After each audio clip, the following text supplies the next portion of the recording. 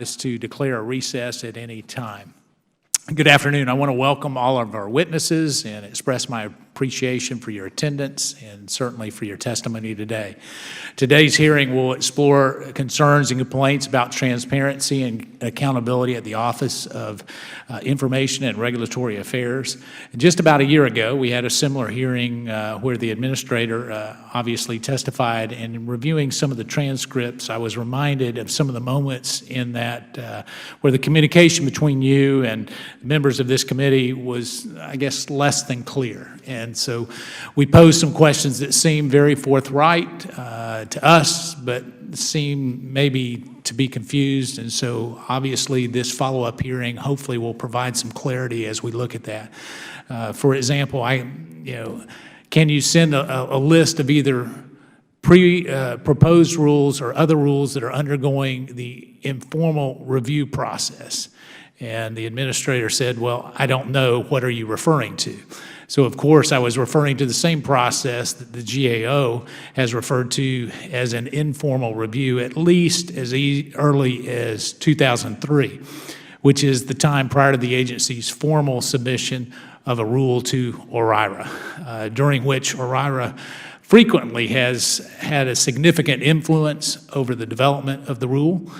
So this year we wanted to bring back in some of the experts, including a regulatory expert from GAO, to help us maybe wade through some of this messy process and possibly help us bridge the communication gap that may have resulted from my inability to articulate exactly what we were looking for.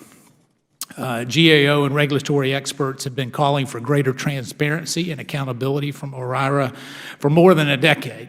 In fact, in 2003, GAO issued a report that provided significant details on how OIRA's review process could be addressed, but also raised several concerns about transparency and accountability.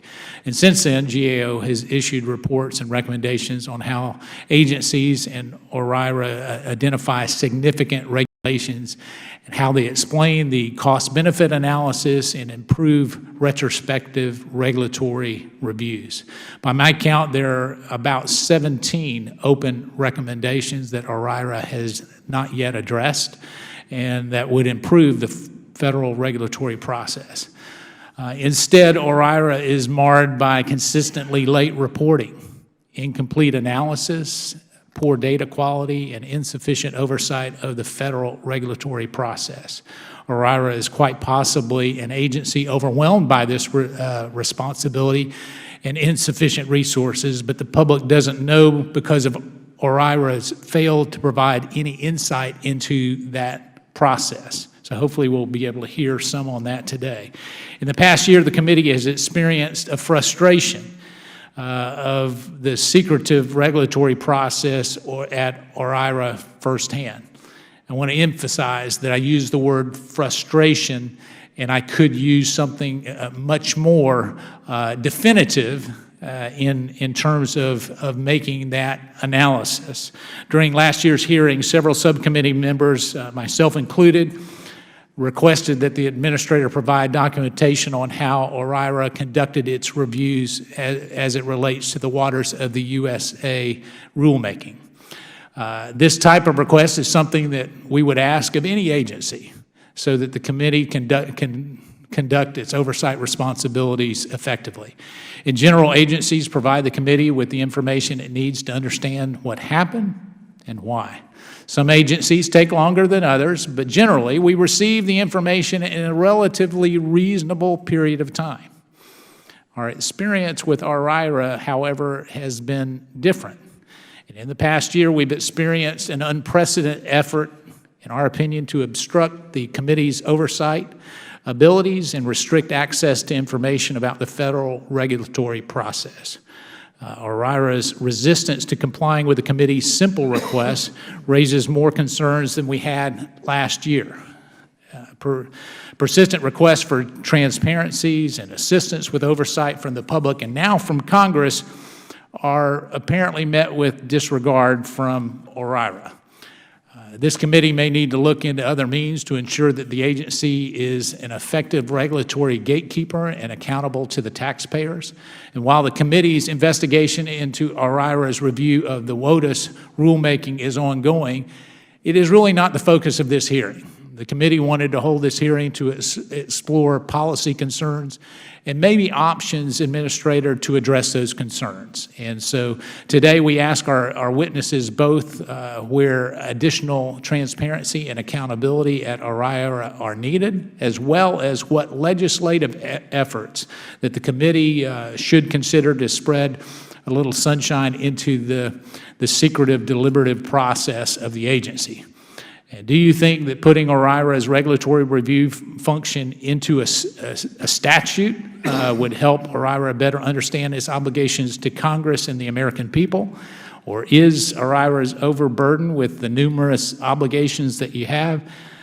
Does OIRA need more staff to conduct a more thorough review of the regulatory actions and meet its current obligations for transparency? We just want to know how this committee can help crack OIRA open for public review and purview, and Congress to better understand the important work that this agency does. So any thoughts or suggestions that the witnesses can offer us would be very helpful. And with that, I would now like to recognize my good friend, Mr. Conley, the ranking member of the Subcommittee on Government Operations, for his opening statement. Thank you, Mr. Chairman. And I'm sorry for the delay. I was detained on the floor after votes. And thanks for holding another hearing on what is arguably one of the most influential and consequential federal agencies that most Americans have never heard of. This relatively small and mostly anonymous office reviews and coordinates the issuance of vital federal regulations that have an impact on our nation's economy, environment, public health, and safety. A year ago, Mr. Chairman, this subcommittee gathered to discuss the challenges facing the Office of Information and Regulatory Affairs, or OIRA. We reviewed the Government Accountability Office's recommendations and examined ways to make the regulatory review process more efficient and transparent. We reconvened today to check on the Office's compliance and progress. OIRA plays a key role in shaping hundreds of important rules, such as those that safeguard food supply, guarantee buildings are accessible for the disabled, promote public safety, and protect the quality of our drinking water, about which we had a hearing this morning and into the afternoon. And we'll have another one Thursday. Despite the powerful impact this agency has on the lives of all Americans, OIRA operates mostly in the shadows. And from a good government point of view, greater transparency might be warranted.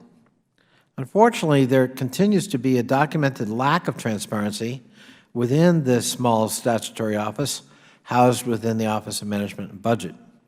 Over the years, GAO has repeatedly found that OIRA, under multiple administrations, has failed to meet the transparency requirements contained in the relevant executive orders that prescribe the principles and procedures OIRA should follow when conducting regulatory review.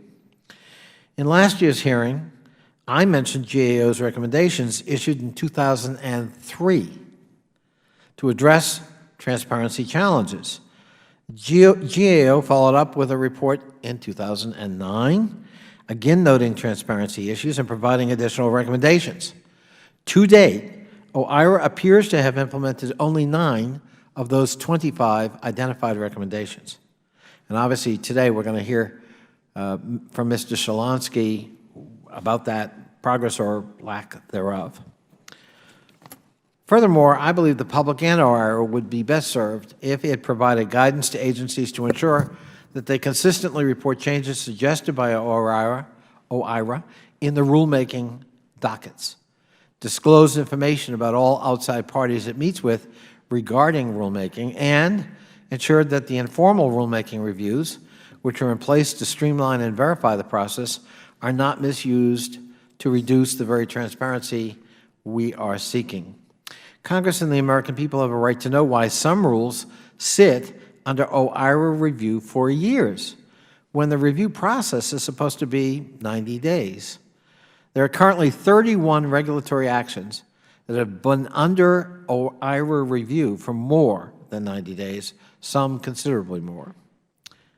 In closing, I also do want to recognize that OIRA has an incredibly difficult challenge and a hardworking and dedicated core of career staff that's providing first-rate quantitative analysis weighing complex economic costs against potential benefits.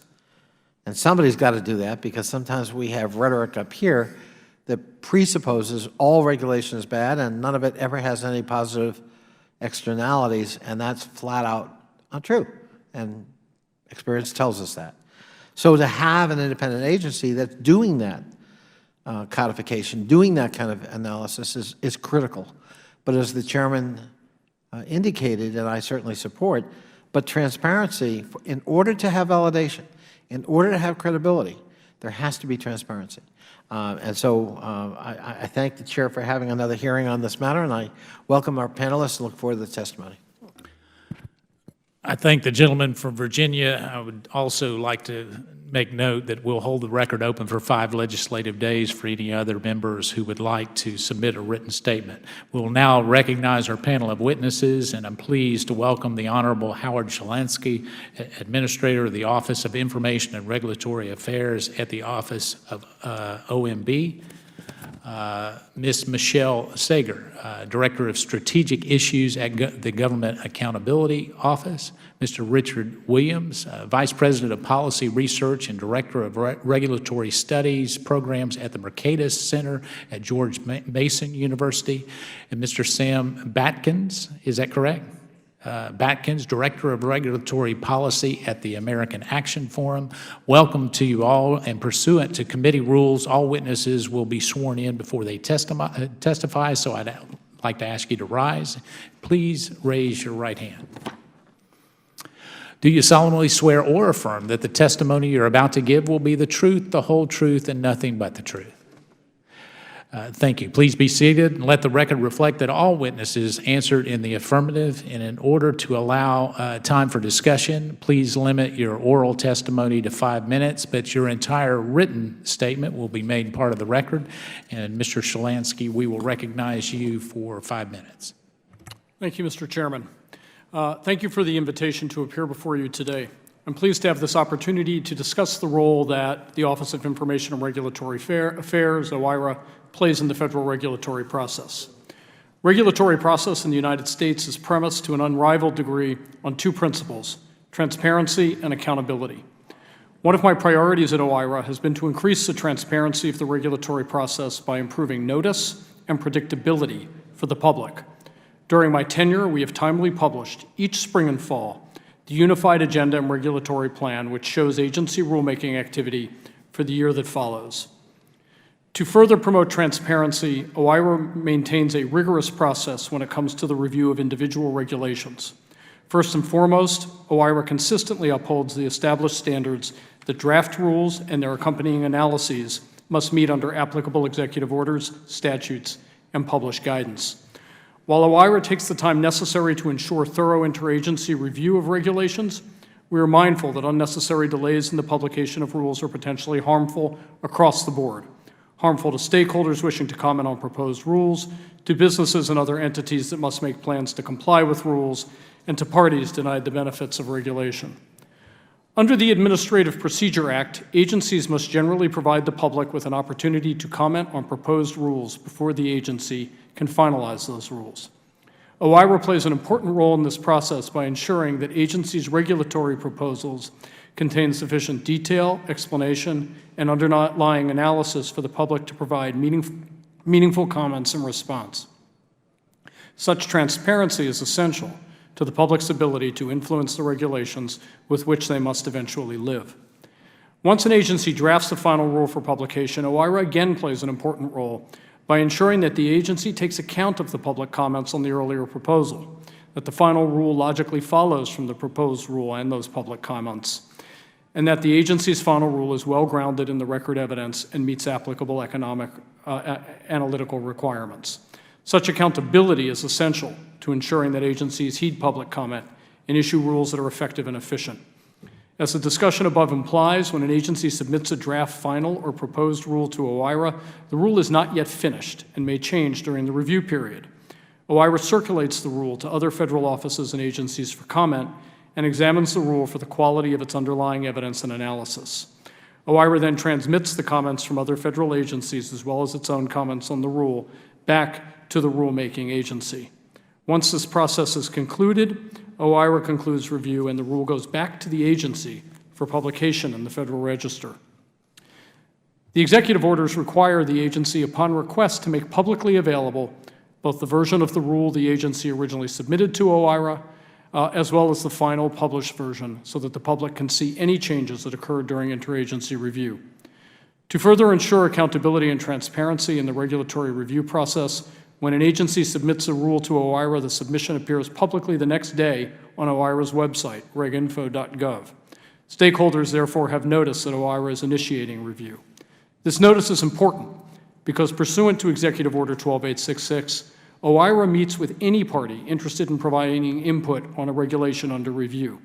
The entities with which OIRA typically meets include state and local governments, businesses, trade associations, unions, and advocates from environmental health and safety organizations. OIRA posts a searchable log of all such meetings on its website, and that log now includes both meetings that have already taken place and also upcoming meetings. The Regulatory Right to Know Act, which calls for OMB to submit to Congress each year an accounting statement and associated report, promotes additional accountability. This report includes an estimate of the total annual benefits and costs of federal rules and paperwork in the aggregate, by agency and agency program, and by major rule. OIRA issued its final 2015 report on the costs and benefits of federal regulations earlier this month. Finally, a hallmark of this administration's commitment to transparency and accountability is our retrospective review effort. Agencies submit reports on the status of their retrospective review efforts every 6 months. Agencies release their most recent reports on March 4th and will submit their next set to OIRA this summer. The agency's regulatory look-back efforts to date are expected to yield an estimated net 5-year savings of $28 billion so far. In conclusion, the United States has perhaps the most transparent and accountable regulatory system in the world. OIRA's review of executive branch regulations plays an important role in that system. OIRA will therefore continue its efforts to remain accessible to the public during regulatory review, to work with agencies to provide the public with notice of planned regulatory activities, and to ensure that the government regulates as effectively and efficiently as possible to the net benefit of all Americans. Thank you for your time and attention. I would be happy to answer any questions you may have. Thank you, Ms. Sager. You're recognized for 5 minutes. Thank you. Chairman Meadows, Ranking Member Connolly, members of the subcommittee, thank you for inviting me here today to discuss GAO's work. We have consistently found opportunities to improve regulatory transparency, and I am honored to represent GAO and share a selection of our findings. My written statement provides additional detail as well as references to the multiple reports that inform my remarks today. In the next few minutes, I will highlight findings from recent reports with a focus on, first, aspects of the regulatory review process that could be more transparent, and second, additional opportunities to enhance transparency and oversight of the rulemaking process. First, our reports on cost-benefit analysis, rule development, and OMB's role in reviews of agencies' rules illustrate specific opportunities to increase the transparency of the regulatory review process. For example, with regard to cost-benefit analysis, our 2014 report found that reviews of agencies' rules sometimes did result in changes, but the transparency of the review process could be improved. In that report, we made 3 recommendations to OMB. First, that OMB work with agencies to clearly communicate the reasons for designating significant regulations and explain the reason for any changes to an agency's initial assessment of a regulation's significance. And second, we recommended that OMB encourage agencies to state in the preamble section of the executive order definition of a significant regulatory action that applies to that particular regulation. OMB implemented the first recommendation in that report. Second, additional opportunities do exist to enhance transparency and congressional oversight of the rulemaking process. OMB plays a very important role in this process through oversight and by providing guidance to agencies on how they should comply with the various requirements. GAO reports covering a range of topics such as regulatory guidance, retrospective regulatory review, and exceptions for expediting the rulemaking process illustrate additional opportunities to enhance transparency. So, for example, retrospective analysis can help agencies evaluate how well existing regulations work in practice and also determine whether they should be modified or perhaps even repealed. In a 2014 report, we found that agencies often did change their regulations in response to completed retrospective analyses, but they could improve reporting on their progress and also strengthen linkages between their retrospective review and agencies' performance goals. We also concluded that OMB could enhance transparency of the information provided to the public. We made 3 recommendations in this report. First, that OMB improve reporting on retrospective regulatory review outcomes. Second, to improve how these reviews could be used to help agencies achieve their agency priority goals. And third, to ensure that OIRA monitor the extent to which agencies have implemented guidance on these reviews, and then confirm that agencies have identified how they would assess the performance of regulations in the future. Staff from OIRA generally agreed with these 3 recommendations, and last year the administrator indicated that the agency was indeed taking actions to address them. In summary, as you see in my written statement, OIRA has implemented 9 of the 25 recommendations in the selected reports outlined in the written statement. We believe that the other 16 related recommendations that have not been implemented still have merit, and if acted upon, would improve the transparency of federal rulemaking. In a step in that direction, last year the administrator noted that OIRA has worked with agencies to help them with their executive order disclosure requirements. Increased transparency of the rulemaking process holds potential benefits for your continued oversight, as well as for increased public awareness and understanding of the rulemaking process for the regulations that affect all of us as citizens and as taxpayers. Chairman Meadows, Ranking Member Connolly, members of the subcommittee, this concludes my prepared statement. I look forward to any questions that you may have. Thank you. Thank you, Ms. Sager. Dr. Williams, you're recognized for 5 minutes. Thank you. Chairman Meadows, Ranking Member Connolly, and members of the subcommittee, thank you for inviting me to testify today. I want to offer my perspective as someone who has worked both at OIRA, briefly, and at an agency, the FDA. I know how difficult it is for economists at agencies to produce high-quality, unbiased analysis, but also how difficult the job OIRA analysts have of ensuring that regulations are solidly grounded in good analysis.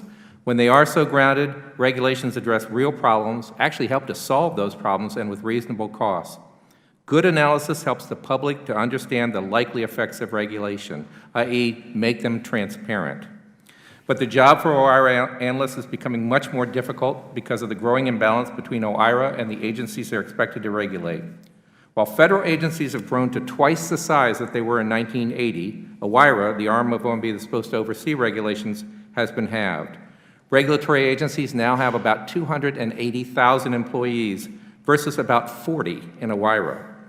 And OIRA only looks at a small percentage of the 3,000 to 4,000 regulations that we get each year. Between 2004 and 2014, they only looked at 8%, and they've only returned 1 regulation in the last 5 years. But even with those they do review, the record is not an encouraging one. In that same 10-year period, only 116 out of roughly 3,000 major rules had estimates of both benefits and costs, and many of those estimates were quite poor.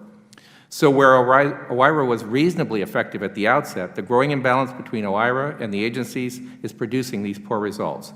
It is now David versus Godzilla. Take one example from a recent rule produced under the Food Safety and Modernization Act. The food industry estimated that it would cost more than $18 billion to comply with just one rule, the packaged food rule. Yet, in its analysis of that rule, FDA claimed not to have any idea whether or not it would make an impact on food safety. OIRA should have been in a position to stop this rule. This was a rule to reduce risk, and OIRA is at a disadvantage when they are reviewing risk-related rules. Assessing risk is an activity that virtually every American engages in every day, and they do so objectively. In agencies, regulations are often based on formalized risk assessments to determine the baseline risk and the amount of risk that will be reduced by the regulation. If these assessments are inaccurate, then the benefits of the rule will be inaccurate. In fact, time and again, agencies overstate risk or the amount of risk reduced. So OIRA needs risk assessors to be able to review the analyses to make sure that benefits can be compared to costs. But OIRA has another role to play beyond reviewing regulations, ensuring that the public has enough information and time to adequately comment on the rules that often take years to develop, run to thousands of pages, some including very complex analysis. Typically, the public gets 60 to 90 days to respond, and that's insufficient. So what can help? First, I think to get better analysis, you can restore OIRA to its original size, which was about 90. In addition, ensure that OIRA has qualified risk assessors on staff. Second, you can codify the economic executive order that will make it much more enforceable. In terms of the public, it's important to let the public know what's coming and how to respond. The current system seems designed to inhibit public comment. To accomplish this, there are several things that can be done. First, have OIRA, in conjunction with GAO, enhance the unified agenda to make agencies include more information in proposals, which would include a statement of the problem, the legal basis, alternatives for solving the problem, and a preliminary discussion of the benefits and costs. For bigger rules, agencies should be required to publish an advance notice of proposed rulemaking with an expanded discussion of what's in the unified agenda. This will give the public, particularly small businesses, much more time to formulate a constructive, information-rich comment that clearly communicates and supports their claims, as the Federal Government asks them to do. OIRA should also be charged with making it easier to find out when a particular industry has to comply with various rules from different agencies. So, for example, an industry can get regulations from the IRS, from EPA, and from OSHA, and they can have different dates that are all running together. OIRA could create online calendars by industry that would list the compliance dates for various rules. In fact, OIRA could go further. They could coordinate with agencies to make sure that no industry is faced with bunched-up compliance dates. OIRA has a long and distinguished history in helping to solve social problems, but they are simply outgunned, as Congress has allowed this agency to dwindle in size and importance. But given the size and reach of the regulatory state, this is a much-needed check for the President to exercise some degree of control over the regulatory agencies. Thank you, and I welcome your comments. Thank you, Dr. Williams. Mr. Batkins, you're recognized for 5 minutes. Thank you, Chairman Meadows, Ranking Member Conley, and members of the committee. At the outset, I just want to reiterate some of the testimony we've heard today and note that OIRA does play a critical role in our regulatory process. When you consider that 40 or 50 employees have to review the work of tens of thousands of regulators reviewing roughly 400 rulemakings annually, sometimes highly technical. It is a testament that we've had, I think, 6 administrations help to establish and advance the work of OIRA, 3 Democrats and 3 Republicans to help advance the work of OIRA. With that said, there are obviously transparency and reporting concerns at the Office of Information and Regulatory Affairs. And if you take a look back at the last 20 or 30 years of regulatory reform, you'll find sometimes OIRA is very much at the center of those reform efforts, but all of them have transparency and reporting issues, and you can sort of just go down the litany, some of which has been well litigated in the past, issues with the Unified Agenda, the Congressional Review Act, the Unfunded Mandates Reform Act, the Information Collection Budget, which reports on cumulative paperwork totals as part of the Paperwork Reduction Act, OIRA reports to Congress, and implementation of Executive Orders 13563 and 13610. On the Unified Agenda, it's again well known that in 2012, there just for some reason wasn't a spring unified agenda for whatever reason. And to our knowledge, that's the only instance when there weren't 2 unified agendas published in a calendar year. With regard to the Congressional Review Act, there was a recent report from the Administrative Conference of the United States which found thousands of rulemakings that were never submitted to GAO as part of the CRA process, which would then, I guess in practice, could deprive Congress of its oversight ability under the CRA. Now, agencies do have a responsibility to submit rules to GAO under the CRA, but OIRA also has a responsibility to label rules as major under the CRA procedure as well. With regard to the information collection budget, I know that's a somewhat obscure report on paperwork, but it has been more than 500 days since our last update of the information collection budget. And finally, on implementation of Executive Orders 135, 63, and 13610, which were ostensibly designed to modify, streamline, expand, or repeal the existing regulatory state. We saw op-eds in the Wall Street Journal about moving to a 21st century regulatory system and streamlining and repealing redundant regulation. And if you actually look at the 400 to 500 rulemakings contained in these reports, you will find notable examples of rulemakings that do cut costs and paperwork. But from our account, they are often dwarfed by all the new rulemakings that, for example, implement the Affordable Care Act. And we sort of struggle to understand how implementation of the Affordable Care Act constitutes a retrospective review designed to streamline or eliminate red tape. And there are some other notable examples as well. Department of Education's Gainful Employment Rule, which has billions of dollars in costs and millions of paperwork hours, is also included in these retrospective reports. In addition to the controversial Waters of the United States rule, which has found its way in EPA and DOD's section of the report, along with CAFE standards, the 2017 to 2025 CAFE standards. And by our account, the last report that was issued, if you include the regulatory costs and the regulatory cost-cutting measures, contains roughly $16 billion in costs and 6.5 million in new paperwork burden hours. And finally, an issue which I'm sure the committee is familiar with, of midnight regulation. This is something that Administration Lansky has already issued a memorandum to agencies sort of outlining the procedure for regulations during this presidential transition year. Similar memos were issued in 2008. Of course, that at the time that did not stop sort of the flood of regulations that happened during that time. There's a lot of quantified evidence showing that flood of regulation.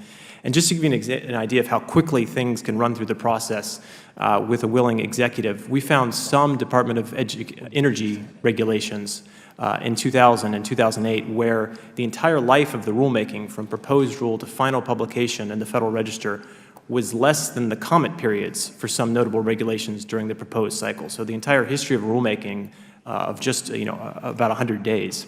So finally, another issue, again related to the Congressional Review Act, is the carryover provision, which by our calculation and by the Congressional Research Service calculation, this year will be somewhere around mid to late May, which means that any regulation issued after that date, Congress and the next administration could review in 2017, which there is certainly an incentive for the administration to have sort of a mini rush in regulation during this spring so as to avoid any review under the CRA in 2017. We haven't seen any evidence of that so far, but that's something that we'll certainly be monitoring this spring going forward. Thank you. Thank you, Mr. Batkins. The chair recognizes the gentleman from Georgia, Mr. Carter, for 5 minutes. Thank you, Mr. Chairman, and thank all of you for being here. Mr. Shalansky, would you agree that part of the core mission of OIRA is to ensure that agencies analyze less burdensome means of fulfilling policy objectives? One of the things that we ask agencies to do is to analyze regulatory alternatives when such are available. And to analyze less burdensome ones, correct? When there is a less burdensome alternative available, we ask them to. Okay, well, as you may be aware, the Department of Labor has proposed a very complex fiduciary rule. You're familiar with that? Yes, I am. Okay. Yet OIRA has not ensured that the Department of Labor has analyzed any less burdensome options to the currently proposed rule. In fact, the Department of Labor openly refused to do that. Openly refused to analyze any other options. Don't you see that as being a direct conflict to what the core mission of OIRA is? Thank you, Congressman Carter. The rule is still under review at OIRA, and so we have an ongoing review on the conflict of interest rule, or the fiduciary rule, as you referred to. So that review is not yet complete, and I can assure you that all of the input, all of the public comment, all of the relevant issues are being seriously considered during that review, which is, as I So said, before the Department of Labor implements this rule, you're telling me that it's got to be approved by OIRA? the final rule is currently under review in my office. It has to, we have to complete that review before they can publish it in the Federal Register and implement it. How long have you been reviewing this particular rule? I'd have to check how long we've had it. We've had it for a good bit of time. Good bit of time being... Again, I would have to check exactly when it came in. Okay, so I just want to make sure I'm clear on this now. So the fiduciary rule the Department of Labor is proposing, you have to approve it first before it can be published by the Department of Labor and become the rule, the law. Yes, we have to conclude review on this final rule, just as we did on the proposed rule. So it's back with us for a second time, and they cannot publish the rule in the Federal Register until my office concludes review. And again, I want to make sure I understand the core mission. The core mission of OIRA is to make sure that agencies are looking at less burdensome means for fulfilling policy objectives, right? One of the elements of our core mission, as defined by the executive orders and relevant statutes, is to make sure the agency has analyzed and considered regulatory alternatives. Well, this is certainly a case where we have asked the Department of Labor to look at some less burdensome rules. So we're depending on you to fulfill this core mission. Okay? Understood, sir. Understood. Okay. Let me ask you something. Have you received any instructions from the Department of Labor or the White House regarding any kind of timeline for the review of this particular fiduciary rule? We clearly want to complete our review within a reasonable period. That's not what I asked. Okay, I'm sorry. I'll try to be succinct. Have you been given any instructions from the Department of Labor or from the White House regarding a timeline for the review of this fiduciary rule? Yes or no? No. No, you have not. Have you received any kind of communication from the White House or from the Department of Labor regarding the importance of getting this fiduciary rule done as quickly as possible? Yes, of course. You have. Can you make that communication available to us, to this committee? The communication comes in the form of a conversation sometimes, which is we're submitting. Do you have anything in writing? Probably not. No. Probably not. But it comes in the form of communication. Mr. Chairman, how do we handle something like that? Because I'd be really interested in knowing what exactly has been communicated. Well, certainly emails and other types of messages would have to be preserved. So is it Yeah, I the gentleman's testimony that there was none of that? It was all verbal? Mr. Meadows, I would have to go back and check. I mean, these come in the form of conversations when we receive briefings on a rule. We'd really like to move this forward so that the industry has notice of what's coming, so that they will have the opportunity to plan their compliance with any rule. This is rather standard. I mean, I work in the White House, so it's rather normal that I would have conversations with other officials in the White House bearing on policy issues. So, Okay, well, let me ask you this way then. Have you received any directions from the White House or from the Department of Labor to make this happen? To make this rule, to let this rule go through? both the White House policy offices and the Department of Labor are absolutely aware that we must be left independently to review this rule. And I have received no order about any specific outcome from our review process. I'm going to ask you again, if you have anything in writing, will you please make that available to this committee? I will go back and see what I have, and I will consult, but I would ask you to please route any such requests to our Legislative Affairs Office, and they will come back to me, and I endeavor to get you all the information you need. Okay. Can I have one final one? Okay, one final question. Would you agree, Mr. Shalansky, that one of the core missions is to ensure that the agency addresses any concerns raised by other agencies? Absolutely, that is a So the SEC has raised the SEC has raised 26 concerns, 26, regarding the Department of Labor's fiduciary rule. Yet the Department of Labor rejected the majority of them. Have you, in OIRA, have you addressed any of these that have been raised by the SEC, or is that what you're doing now? As I say, we have the rule under review. All concerns are being considered. Including the concerns, 26 concerns by the SEC? All of the substantial interagency concerns are dealt with during the review process. Okay, thank you, Mr. Chairman. I think the gentleman from Virginia has been very kind to let the chairman of the full committee, Mr. Chafis, be recognized for a series of questions. Thank you, Chairman, and I appreciate Mr. Conley. Thank you for your generosity and cooperation. Mr. Shalansky, I want to understand what you believe your duty and obligation is to respond when Congress sends you a letter, and specifically I'm talking about the Oversight and Government Reform Committee. I'm the chairman of this committee. I have sent you on the waters of the United States 2 letters and a subpoena, and yet we still have an incomplete document production. That subpoena was July of last year. What do you feel your duty and obligation is to respond when we send you a letter? So first of all, let me say that I think the oversight function that this committee and all congressional committees perform are vitally important. And so I fully agree with and support and would endeavor to get you all the information you need for your lawful oversight functions. I believe that's a critical function. We do respond to all correspondence that we receive from Congress. We have a process that goes through, and it is my understanding that we have a very robust ongoing discussion between your staffs and your offices and the Legislative Affairs Office and General Counsel's Office at OMB to respond to your requests. I don't want to have any more staff discussions.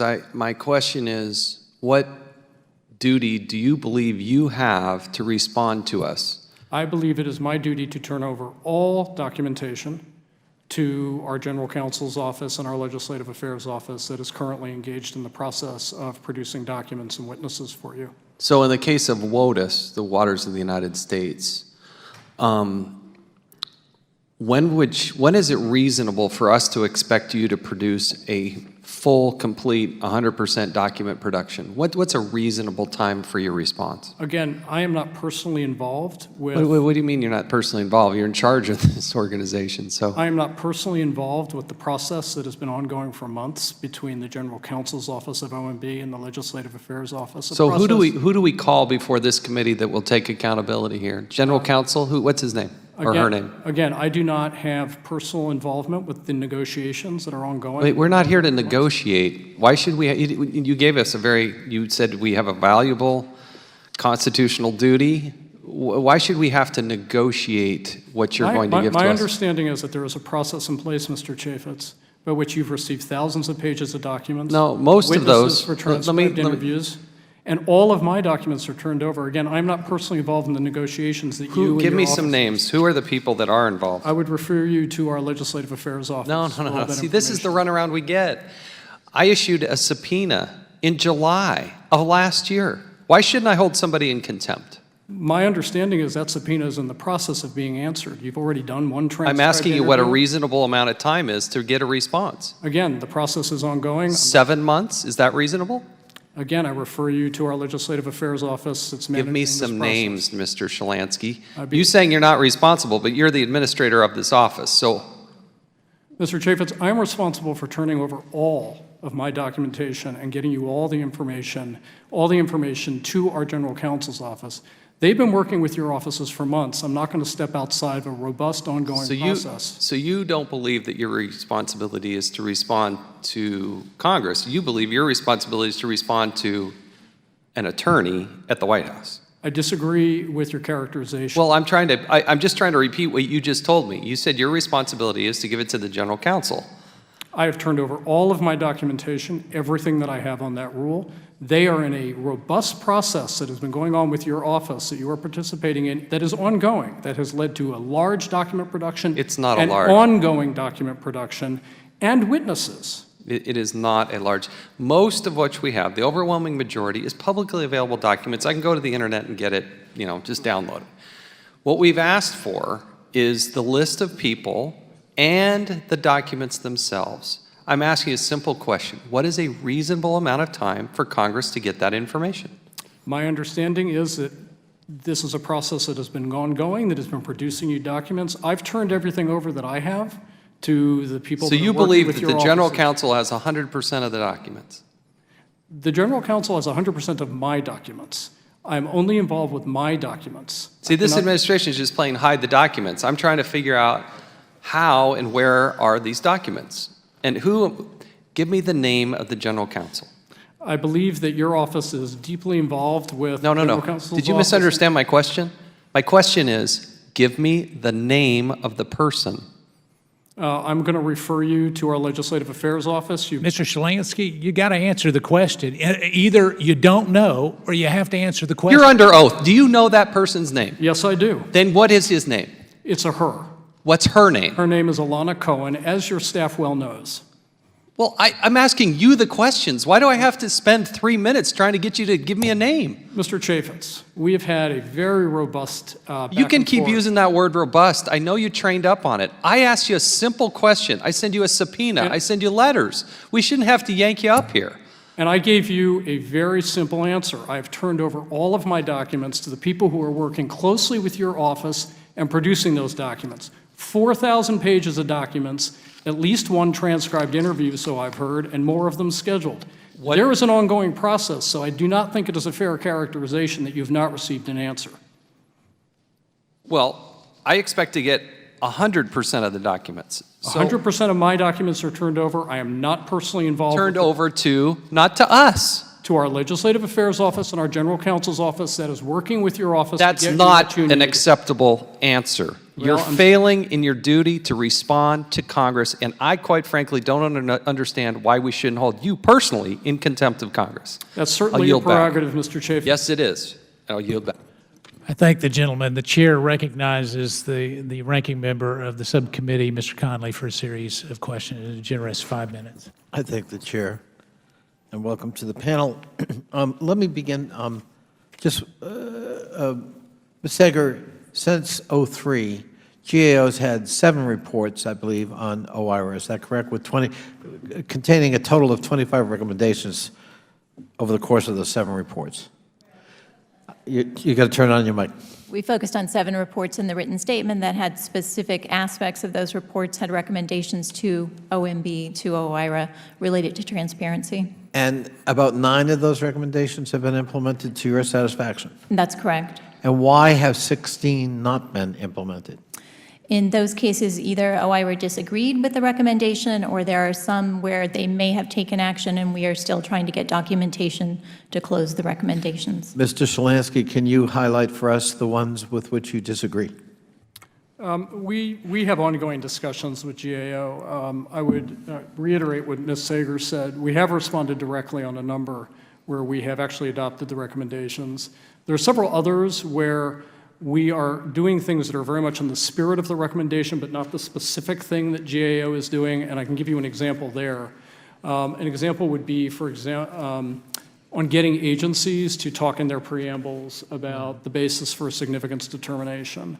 We haven't felt that a formal guidance is necessary, but we've encouraged agencies All right. to put that kind of information. I think it would be useful if you could subsequently submit to the committee that status, because it sounds bad that 16 of 25 are not being implemented. Some of them are in progress. I think we'd like to know where you object and why with the remainder, just for our illumination, so it's not a transparency issue, it's a substantive issue.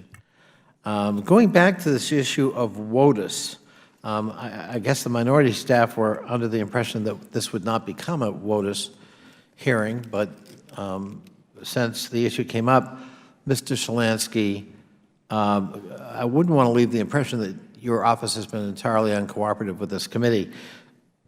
Your staff came to meet with the committee staff on January 29th to discuss subpoena compliance. Is that correct? Again, I'm not directly involved with the subpoena compliance beyond turning over. Are you aware documents. of whether your staff meets with our staff or not? I am aware there is a Well, process. did they meet on the 29th of January I or don't not? know if they met with you on the 29th of January, Mr. Connolly. Okay. After that meeting, it's my understanding that your staff agreed to make rolling productions available on a monthly basis. Are you aware of that? I want to make one clarification. The General Counsel of OMB is not my staff, and the Legislative Affairs Office of OMB are not my staff. Those are peer, separate offices with OMB. I do not direct their operations, so I think I need to clarify that.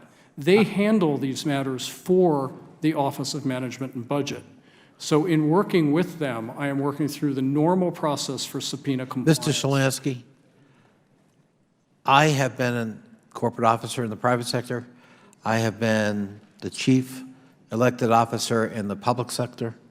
I have run things. And even if something is handled by my legal department, if I'm in charge, I make it my business to know whether we're in compliance, especially if I know I'm going to be testifying before a committee. I'm actually trying to help you here, Mr. Shalansky, but you're wiping your hands of this and saying it's someone else's responsibility as if you have nothing to do with it, frankly plays into the hands of your critics. Let me be very clear. I will happily, willingly, and eagerly do anything that I am advised to do, I am told to do, that your staffs and our staff agree constitute compliance with the subpoena. Mr. For that Shalansky, reason, Mr. Shalansky, I'm actually trying to help you. It was left out there that you were uncooperative with this committee. I'm trying to establish for the record that there's another side to that story. You've, in fact, your office has produced 4,000 pages to this committee. Now, maybe that's not to the full satisfaction of somebody, or maybe they didn't find what they wanted. But it's not like you haven't been meeting with this committee and cooperating. But it's not helpful to me or you for you to wash your hands off it saying, well, I don't know anything about that. No, here's what I know. When you're under subpoena, how can the head of an office under subpoena tell this committee, I'm unaware of it? I don't know. Not my business. That's not what I said, Mr. Connolly. It What I comes said damn was this. close to what you said, Mr. Well, Shalansky. then let me, if I may, I'd like to clarify. I am aware that we have a very serious process underway to comply. If we did not, I would be very concerned, and I would be going internally to say, what are we doing to comply? But something different is going on. I've turned over all of my documents, and I have been informed, and am regularly informed, not of a specific date that a meeting takes place, but that there are ongoing conversations and ongoing document productions to this committee. If that were not happening, I'd be gravely concerned. But not only that, every time I am told, we have a request for you to do X, I said, fine, tell me what to do. I'm ready to do what the process dictates. And this is a cooperative process, I have been led to believe, between the people on your committee and the people in the Office of Yeah, how's that working out Budget. for you? You just heard how cooperative that is. But I can't help somebody who doesn't want to help cooperate. One final point, Dr. Williams, I found your testimony helpful in terms of specifics and how to improve the process, and thank you. And I expect nothing less from one of the outstanding universities in the world, George Mason University, which just so happens to be located in the 11th District of Virginia. Thank you, Mr. Connolly. But thank you. I wish we had a little more time to explore, because I would like the opportunity to sort of work with you and Mr. Shalansky on how practical some of those suggestions might be, because I think you make then I'll end, but I think you make a really good point. How can we possibly expect Mr. Shalansky and his colleagues at OIRA to really fulfill their mission with only 40 people? When you were talking about this immense enterprise. And we can argue whether there should be more or less regulation, but whatever the number, it's still gargantuan, and one wonders whether just the sheer volume of it is something that we need to take a look at in terms of the role of OIRA. So I thank you for your testimony, and we're going to certainly follow up on that. Great. Thank you, I will tell you, in my short time at OIRA, I found the job depressing because it is so overwhelming. Thank you.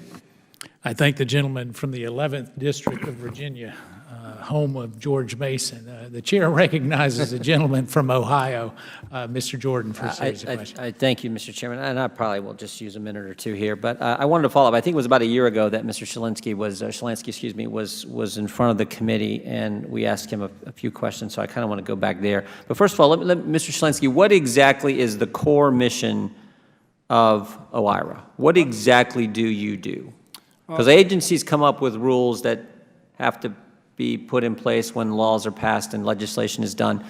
Tell me exactly what OIRA does. So tell the committee what OIRA does. When the agency has finished a rule, and it can be either a proposed rule or a final rule, they submit that rule to OIRA. If it's a rule that is determined to be significant, we bring it in for review. And we do two things when we have it in for review, two primary things. We circulate it to other federal agencies for their comment so that we get the interagency views so that there aren't conflicts or duplication amongst agencies or problems with jurisdiction. And the other thing we do is we look at the rule carefully to make sure it's grounded in the evidence, that it, if it's an economically significant rule, that it has a good cost-benefit analysis with it. Is your evaluation of the proposed rule, or maybe the final rule, is it focused on the substance of the rule and or Did the agency comply with notice, public comment, cost benefit? Is it all the above or just parts of that? Certainly when it's a proposed rule that the agency is bringing forward for the first time, before it's had public notice and comment, we're very focused on the substance. Okay. And the reason we're focused on the substance is that rule is going to go out for public comment. It's going to be a notice of proposed rulemaking. So it's a two-step thing. So you're going to look at the two-step substance first, then the agency's going to send it out for public comment, and notice it in public comment, and Right. get that feedback back. Then are you going to look to see if they actually complied with the process they're supposed to go through to make sure this rule is appropriate? Yes, that's exactly what we do. So we look at the substance again when the rule comes back, because the agency will often make changes between the proposed version and the final version. But the other thing that's happened in that time is probably one of the hallmarks of the U.S. regulatory system. It's the public comment. And the important factor is the public comments are part of the administrative record. Those are documents that remain part of the record. So we make sure when an agency brings a final rule back to us of two things that tie very closely to process. One is that they do not ignore the substantive and important public comments that they've Right. received. And the second thing is that the actual rule that they put forward, the substance of that rule, logically follows from what the public had noticed might happen. So it's a two-step, but my understanding is it accurate to summarize it's a two-step process? Step one, look at the substance. Step two, make sure that when it's an important rule, they're going through the proper notification, proper public comment, proper notice, and everything else. Both of those factor in, yes. Okay, so the GAO issues a report a few years ago, late 2012, December 2012. What GAO found, very first sentence, agencies did not publish a notice of proposed rulemaking, enabling the public to comment on a proposed rule for about 35% of major rules and about 44% of non-major rules published in about a 10-year time frame, 8-year time frame prior to that. Do you know anything about that? Because that would sound like it just went contrary to what you just described. So this relates to a particular kind of rule, if I'm recalling correctly, the GAO report. Agencies under the Administrative Procedure Act are allowed to do some rules directly to final, and that is permissible under some circumstances. So directly to final what part of this if an agency goes directly to final, what part of that two-step process that you just described did they do an in-run around? So this is Both where, parts? No. So Just the second part? and that's what GAO was concerned about, is sometimes they did not do the second step. Okay, and do you have to sign off on that? No, what we have to sign off on. Did you make an issue of it? Yes, absolutely. Well, then why did it happen 35% of the time for major rules? Yeah, so one of the things we've been trying to do since the time that report was issued was to get agencies to commit ahead of time when they are legally able to do what's called an interim final rule, to make sure it's truly interim and that they in fact do then put the rule out for public comment and finalize the rule in light of that public If GAO comment. would do a study now, what percentage of major rules are not following the notice and public comment process? I would hope it's a greatly reduced number. I don't know what the number would be. I don't think it's a common occurrence. Are you actively, are you cataloging that?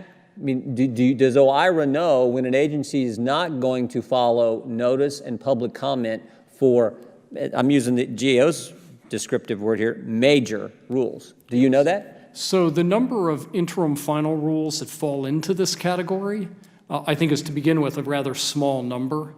What fraction don't then go through the comment period, I don't know. We've been working very hard to Well, get we'd like to agencies- know that. It seems like if you're the folks who oversee how the rules are done and making sure they're supposed to be done right, if 35% of the time major rules aren't going through the notice and public comment process, we need to know that. So if you could get that information and get it to us, that'd be helpful. And just to clarify for the record, it's not 35% of all major rules. It's 35%, I think at the time, of this particular category of regulations, if I'm, That's not what the sentence says. yeah, I would have It to. says for about 35% of major rules and about 44% of non-major rules. Well, I will certainly go back and look, and I think you're absolutely right. This is an area that if those numbers remain anything close to what they are, we need to do more on. Well, I'm sorry, Mr. Chairman, I said 2 minutes in here, I'm taking 6, so I appreciate the indulgence. For the fact that And this would seem to be something that you would be jumping, kicking, and screaming, and making all kinds of noise about. That 35% of the time they're not doing what they're supposed to do, and it's the very thing that OIRA was created to make sure they did. Right. And so since I have been in office in 2013. And more importantly, sorry to interrupt, but more importantly, you can't tell me what that percentage is now. We know it was 35% for a significant time frame when this report came out. We don't know what that is now. We don't know if it's higher, lower. We don't know. I would hope that it's significantly lower. It's not something. But we don't want to go on your hope. We want you to give us the information. Thank you, Mr. Chairman. I thank the gentleman. The chair recognizes himself for a series of questions. So let me follow up on one point. Mr. Shalansky, you just said that you review the public comment. You were telling Mr. Jordan you review the public comment. We don't read all of the public comments ourselves. What we do is we make sure that the agencies have. So what percentage of the public comments do you review? Well, the agencies submit to us what's called a response to comment as part of these rules. So you don't actually review public comment? We review an awful lot of them. I mean, sometimes there are millions of them that are. Well, the reason why I ask is because we've had, a transcribed interview where someone under oath said, and I quote, "We don't get involved in the review of public comments." So how do you reconcile your testimony with sworn transcript? Well, it's exactly what I just said. We make sure that the agencies have responded to public comment. That's what we do. But there is a form of. But that's not what you said. So what you're telling me is you don't review public comment. Is that correct? It is not. You just make sure they review public comment. And more than just review it. They can't just say, we've reviewed it. They So have. how do you determine that? We read in the document they submit to us as part of a final rule package what their response to the comments are. So they do a response to the comment. So what you're doing is reviewing their response to public comment, They not produce- reviewing public comment. They produce a summary of public comment, and they show what their responses are, and we review to make sure that they weighed in. And I would add that one of the very important functions that we do when we have a rule under review is we meet with the public. We're required to under the executive. What percentage of the public? Well, in the last 2 years, we've had 900 meetings with stakeholders, 900. And that would represent what percentage? Of the interested parties, since we take any meeting that anybody requests, it's, I presume. So you'll meet with 100% of the people that ask you? We do not turn down meeting requests. We have accepted. So your testimony is you meet with 100% of the people that ask.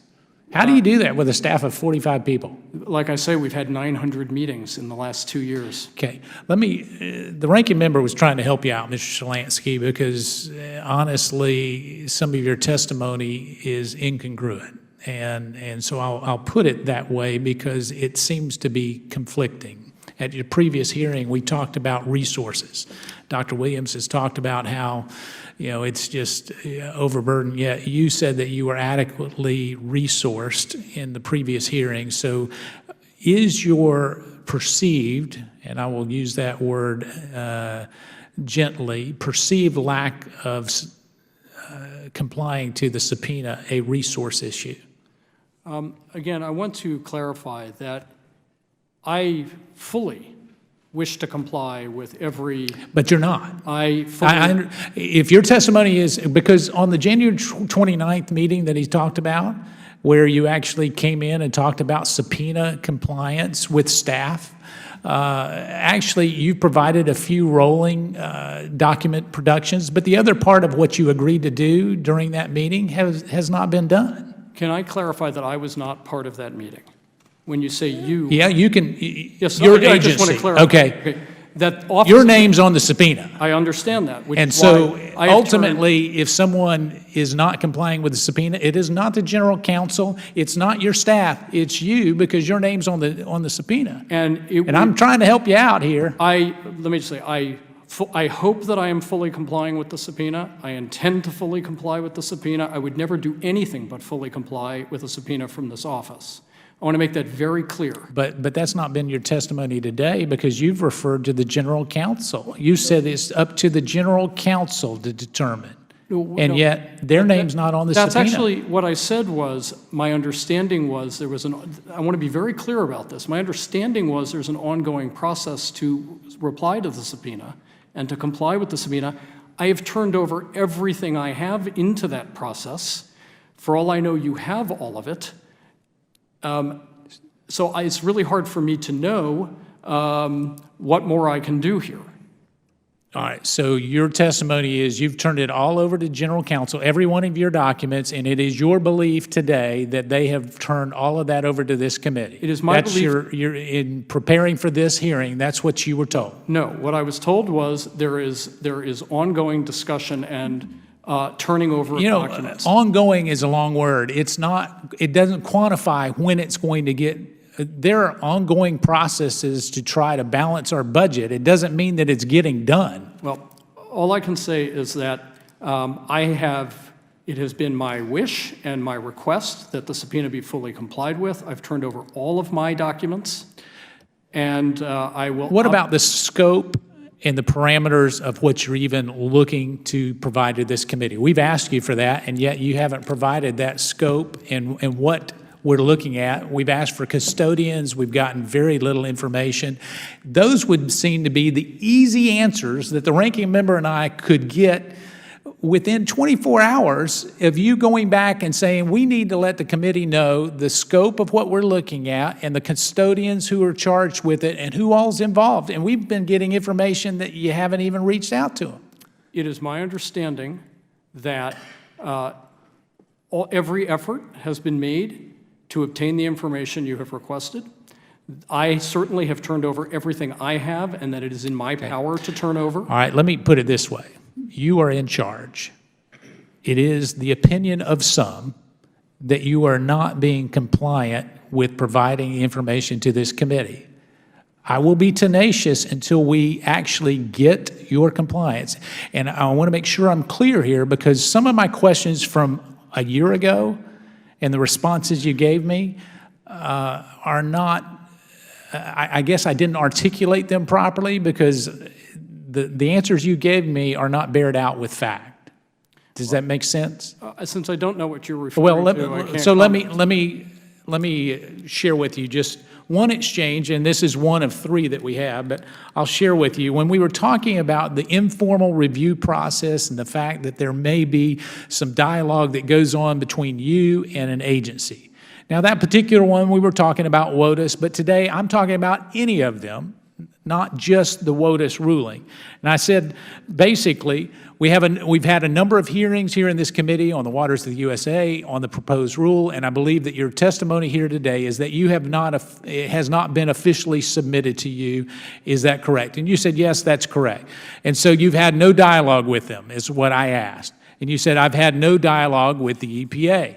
And I went on further. I said, informal or formal. I've had no dialogue whatsoever with the EPA on the waters of the USA. Okay, how about deliberations, I asked. And you said, well, no deliberations, no discussions. And follow up to Mr. Carter's response today.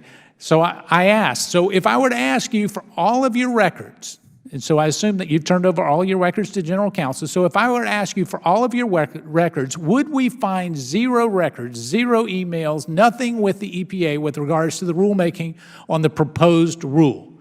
Your response was, we concluded review on the proposed rule. The EPA took it from there. The next I will hear about is when they submit the final rule. Now, you actually changed that to say that you actually hadn't had the formal rule at that particular time because you came back and corrected that. But here's my concern, is the committee has emails where actually the administrator has had direct communication with OIRA, and there were lines that were marked out and edited for the proposed rule. So that's my concern. You're saying there's nothing, and yet we have evidence that there was something. I think it's important to draw a very clear distinction here.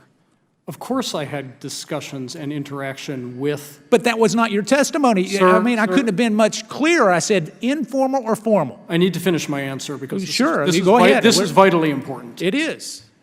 When we had the proposed rule under review,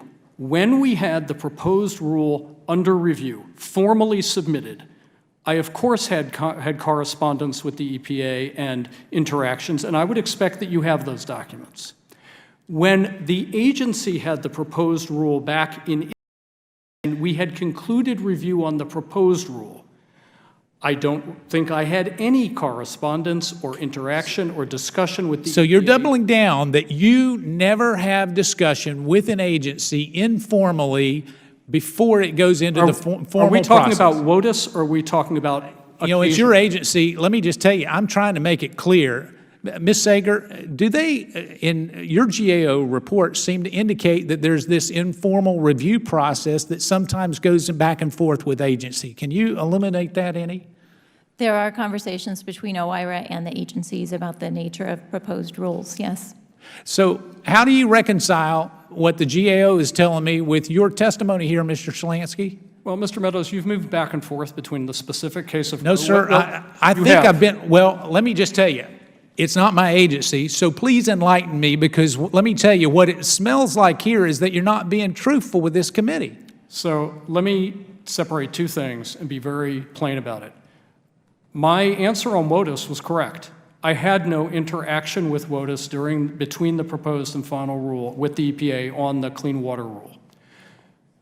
Are there occasions, as Ms. Sager said, when agencies come and brief us on rules that they have not yet formally submitted? Yes, there are. And I've said that before in testimony. But in my direct questioning, I was trying to get to that very exact point, and you gave an answer that was not... But I realize that now. Last time we had the occasion to speak about the issue, Mr. Meadows, I was not clear on whether you were asking about proposed rules or talking about separately as informal rules, because we don't have a category that we keep of informal review. Okay, what we do is sometimes an agency will say, we're developing a rule, or we have a rule we're going to submit in 2 months. We'd like to come in and brief you about it.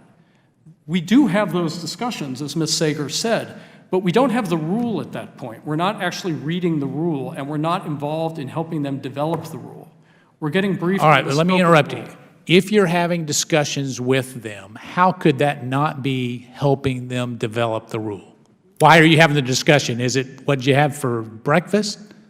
No, it's more... If you're not helping them, how do you have a discussion if you're not helping them develop the rule? So they're going to want to know what we will expect from them when the review process starts. That's helping them develop the rule. Okay. I mean, we're not making policy decisions for them. They'll come to us and say, we have a rule on a particular topic.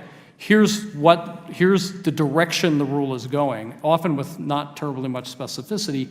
And we'll tell them, okay, we're going to need certain kinds of analysis. We're going to need certain things to be an element of the rule package. But it would not be the proper role of OIRA, for example, to tell HUD what their policy decisions should be in a particular rule. That's not what I was asking. The problem is your testimony today is in direct conflict with the testimony you gave just about a year ago, because this was the exact line of questioning that I was trying to get to. And either it was my inability to articulate it properly or your inability to comprehend it properly, but somehow we miscommunicated. And what I'm concerned about is it took other witnesses here for you to finally agree to what we already knew. Well, Mr. Meadows, I was not certain 5 minutes ago whether you were talking about a particular rule or generally. And Well, they have called votes, and so Dr. Williams, Mr. Batkins, you both gave some very good, as my good friend Mr. Conley has indicated, some good analysis. What we would love to do is follow up, but so we don't keep you here any longer, we will submit some questions for that. I recognize the ranking member for a closing statement. I thank the chair. I guess I would just say, Harry Truman used to have a sign on his desk, "The buck stops here." It was an acknowledgement that there had to be some ultimate authority where decisions got made and responsibility taken. I don't doubt Mr. Shalansky's commitment to his mission, and he has a long and distinguished career. But what is untenable is to assert that even though I'm the head of an agency, I have outsourced responsibility for compliance with a subpoena and the overall relationship with the committee to somebody else, and my only job is to hand over the raw documents, and I'm done. I don't take responsibility for dates, for meetings, for what information, if any, is provided, and whether or not we're in fact in compliance with a subpoena. That's not a tenable position. And I can assure you, on a bipartisan basis, that's going to be the point of view on this committee. And so I urge Mr. Shalansky to think about that, because I think we could avoid some problems by the taking of responsibility and by more awareness by Mr. Shalansky of, in fact, what meetings take place, who's at them, and what got agreed to, even if he isn't in that meeting. And I just respectfully submit that to the gentleman in question, because I think you're going to have real problems in this committee. And we already have a philosophical divide about the value and role of regulation, but to be eclipsed in that philosophical debate by an administrative burden or hurdle that is not defensible makes no sense to me. But that's just me. Thank you, Mr. Chairman. I thank the gentleman for his eloquent remarks. Mr. Shalansky, maybe what we can do is from this point forward, believe that you're going to comply with the subpoena and all the documents, and that we set the scope of when that would be, along with timetables and how we're going to do that. That's what we'll look for.